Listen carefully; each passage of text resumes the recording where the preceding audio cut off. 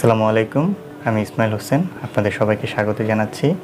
আমি আপনাদেরকে সিলেট ভ্রমণের প্রথম পর্ব দেখিয়েছিলাম। আজ আমি আপনাদের সামনে উপস্থাপন করব সিলেট ভ্রমণের দ্বিতীয় পর্ব। দ্বিতীয় পর্বে আমরা সিলেট থেকে শ্রীমঙ্গল যাব এবং শ্রীমঙ্গলের আকর্ষণীয় স্পটগুলো ঘুরে দেখব। শ্রীমঙ্গলের প্রয়োজনীয় তথ্য আমি আপনাদের সামনে উপস্থাপন করার চেষ্টা করব। আপনারা যারা আমার সিলেট ভ্রমণের প্রথম পর্বটি দেখেননি, আপনাদের জন্য ভিডিও ডেসক্রিপশনে আমার সিলেট ভ্রমণের প্রথম পর্বের লিঙ্ক দেওয়া থাকবে। আমার সিলেট ভ্রমণের সকল খরচের হিসাব আমি ভিডিও ডেসক্রিপশনে দিয়ে রাখবো, আপনারা চাইলে সেখান থেকে দেখে আসতে পারেন। চলুন তাহলে শুরু করা যাক সিলেট ভ্রমণের দ্বিতীয় পর্ব। ধন্যবাদ। 26 সেপ্টেম্বর সকাল 6টা। শ্রীমঙ্গলে যাওয়ার উদ্দেশ্যে আমরা সিলেট স্টেশনে এসে হাজির হলাম।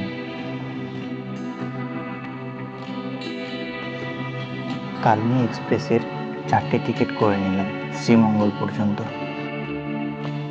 শোভন চেয়ার ভাড়া 110 টাকা করে।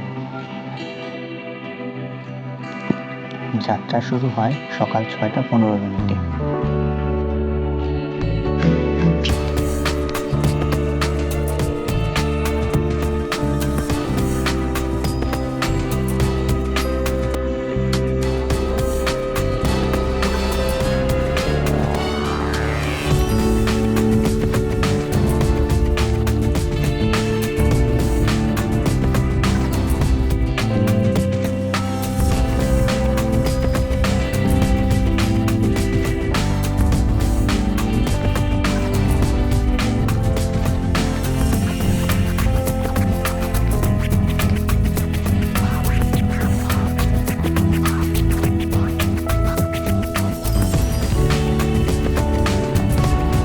আমরা শ্রীমঙ্গল এসে পৌঁছালাম সকাল 8টা 35 মিনিটে।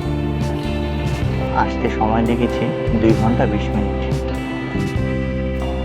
আমরা বিখ্যাত পানসি রেস্টুরেন্টে সকালের নাস্তা করে নেব।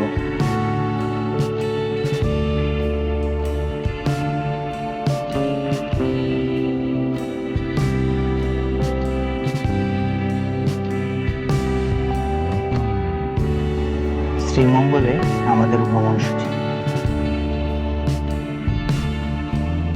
আমরা সারাদিনের জন্য একটি চাঁদের গাড়ি ভাড়া করে নিলাম 1000 টাকায়।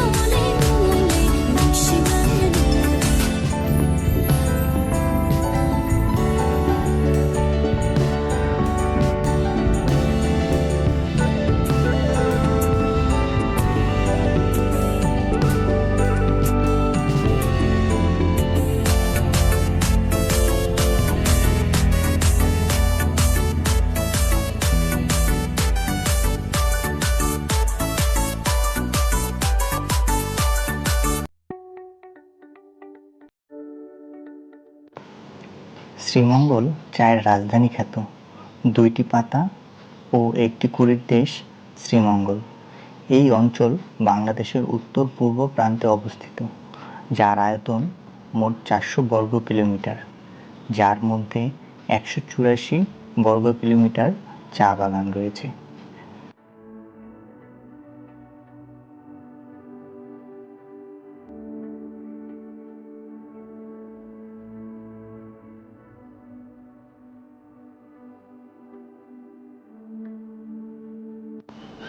আমরা চলে এসেছি নূরজাহান চা বাগান। নূরজাহান চা বাগান 300 হেক্টর জমির উপর অবস্থিত। মৌলভীবাজার জেলায় 90টি চা বাগান রয়েছে। এই ৯০টি চা বাগানের মধ্যে সবচেয়ে সুন্দর ও আকর্ষণীয় বাগান হচ্ছে এই নূরজাহান চা বাগান।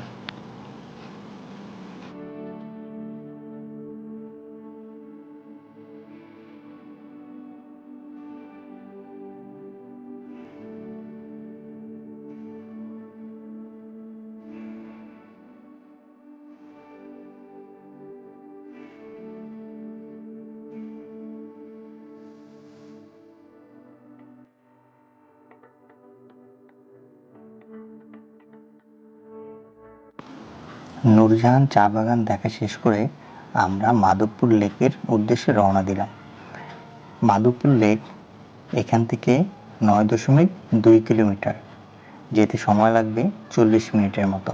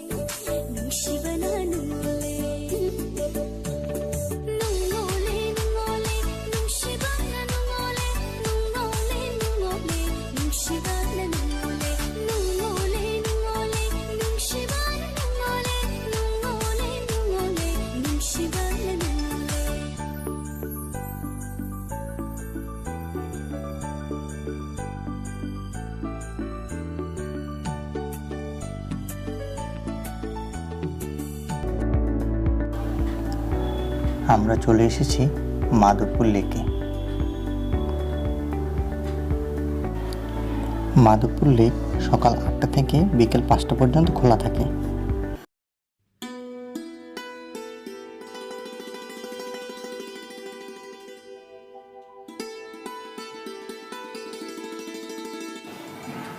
মাধবপুর লেক মৌলভীবাজার জেলার কমলগঞ্জ উপজেলায় অবস্থিত। এটি একটি কৃত্রিম জলধারা। এই লেকের আয়তন প্রায় ৫০ একর এবং এর দৈর্ঘ্য ৩ কিলোমিটার। ১৯৬৫ সালে বাগানের মধ্যে স্থির ৩টি টিলাকে বাদ দিয়ে এই কৃত্রিম জলধারাটি তৈরি করা হয়। স্থানীয় চা বাগান শ্রমিকরা এই লেককে ডাম্প বলে থাকে। এই লেকের দক্ষিণ দিকের টিলা ভারতীয় সীমান্তের ত্রিপুরা অঞ্চল অবস্থিত।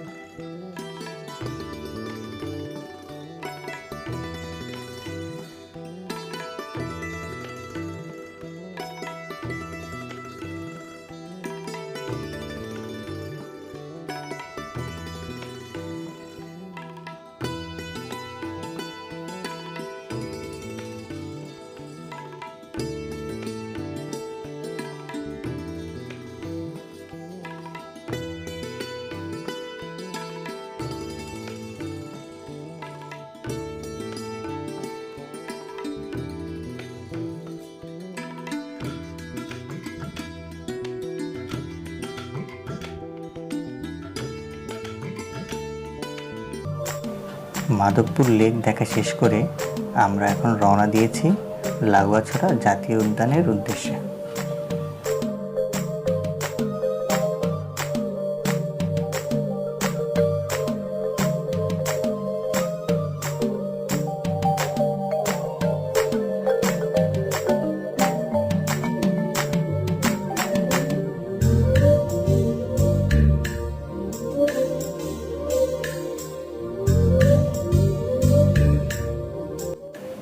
আমরা চলে এসেছি লাউয়াছড়া জাতীয় উদ্যানে।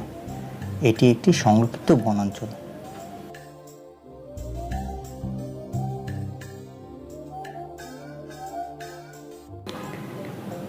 টিকিট করতে গিয়ে আমরা জানতে পারলাম করোনা পরবর্তী সময়ে এখনও এই লাউয়াছড়া জাতীয় উদ্যান দর্শনার্থীর জন্য খোলা হয়নি। মনটা বেশ খারাপ হয়ে গেল।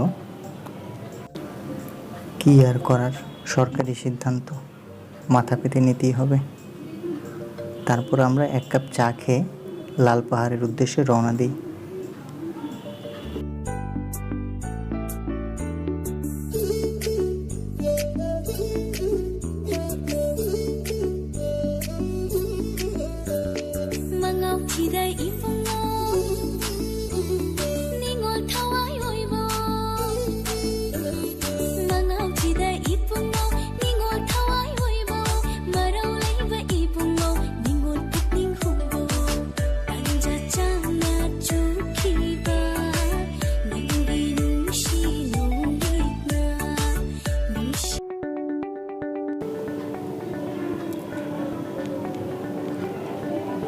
আমরা চলে আসলাম ফুলছড়া হারিস্থান মন্দিরের কাছে।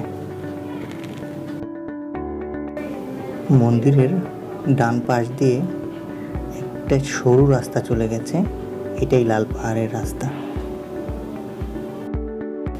এই রাস্তা ধরে লাল পাহাড়ে যেতে 40 মিনিট সময় লাগবে পায়ে হেঁটে যেতে।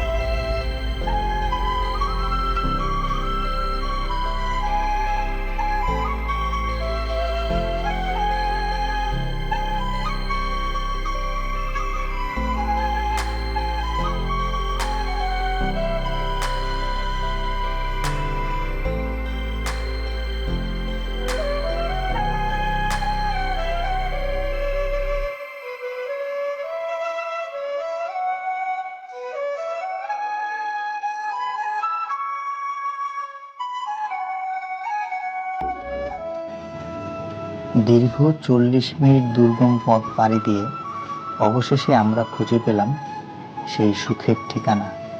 কি এক অপরূপ দৃশ্য!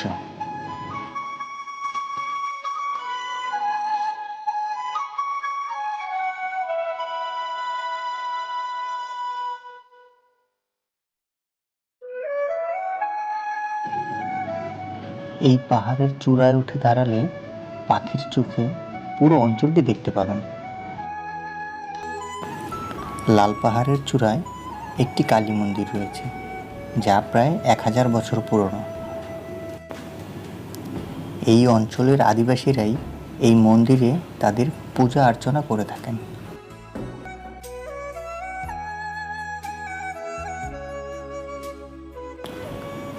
আমাদের লাল পাহাড় দেখা শেষ।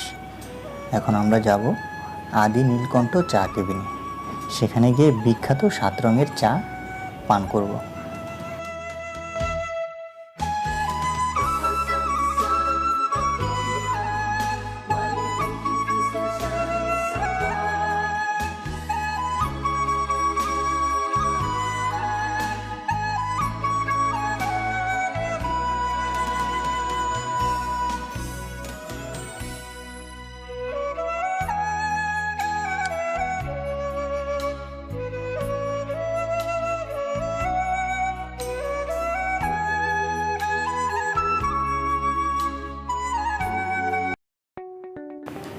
আমরা চলে এসেছি আদি নীলকণ্ঠ চা কেবিনে। রমেশরাম গৌর 2000 সালে এই নীলকণ্ঠ চা কেবিনটি স্থাপিত করেন। এই চা কেবিনে অনেক ধরনের চা পাওয়া যায়, কিন্তু সবচেয়ে বিখ্যাত 7 রঙের চা, যা আপনাকে আগে পেমেন্ট করে অর্ডার করতে হবে এবং অর্ডারের 20 মিনিট পর আপনি সেই 7 রঙের চা পাবেন। প্রায় 20 মিনিট পরে আমাদের টেবিলে হাজির বিখ্যাত 7 রঙের চা, যা পেয়ে আমরা সবাই খুবই আনন্দিত।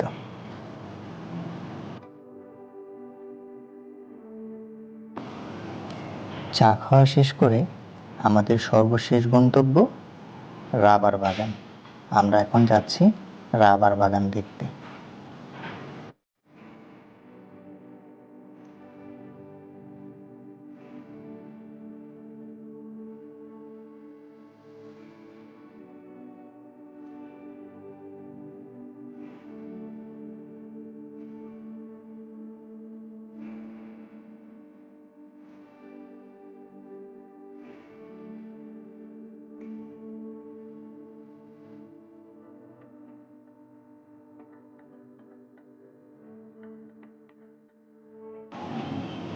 আমাদের শ্রীমঙ্গল ভ্রমণ শেষ। এখন আমরা চলে যাব শ্রীমঙ্গল স্টেশনে, সেখান থেকে সিলেটের উদ্দেশ্যে। আমরা সিলেটে পৌঁছে তারপর রাতের খাবার খেয়ে নেব। রাতের খাবার খাওয়া শেষ করে হোটেলে প্রবেশ করব।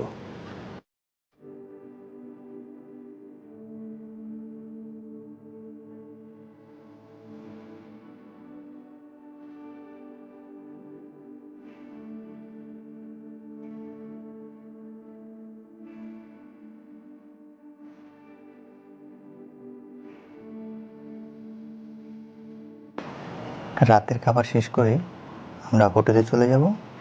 আগামীকাল সকালে ট্রেনে করে ঢাকার উদ্দেশ্যে রওনা দেব।